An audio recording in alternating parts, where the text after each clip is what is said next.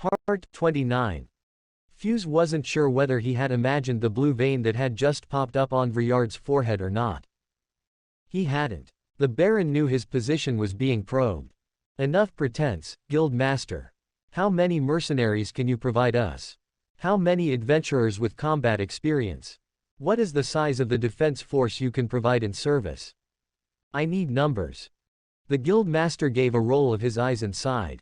I do hope we are on the same page when I say this, sir, but I will remind you, we are not an army of volunteers.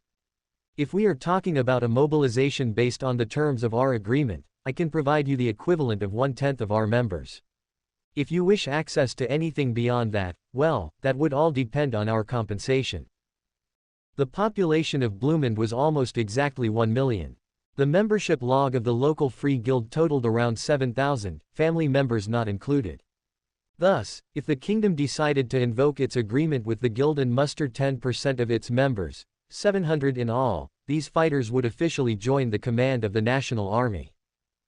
Such an order, of course, would apply only to guild members who belonged to Bloomend and no other nation. All free guild members fell under the same banner, but their home nations were also clearly stated in the logs for this reason. What's more, while a nation had the right to define its own mobilization period under this agreement, it was also obliged to give the guild a 1/5 discount on taxes collected during the entire period. This allowed governments to rapidly summon a powerful force, and the guild to make sure its men would not be obligated to the state for too much of their time. For a group like the guild, which was required to pay salaries to all deployed members in advance, it was the obvious approach to take. Besides, even if a government asked for every man the local free guild had, there would be no way to handle them. After all, only about half of any guild's membership had any fighting skill. The Bloomend nobles were fully aware of this.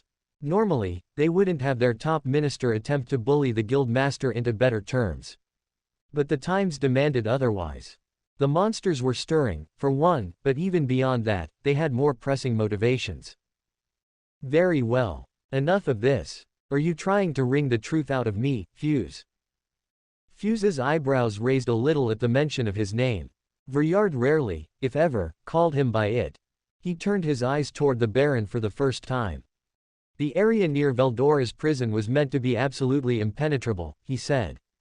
Now that route may potentially be open to direct navigation, and that means we must consider the possibility of the Eastern Empire taking action.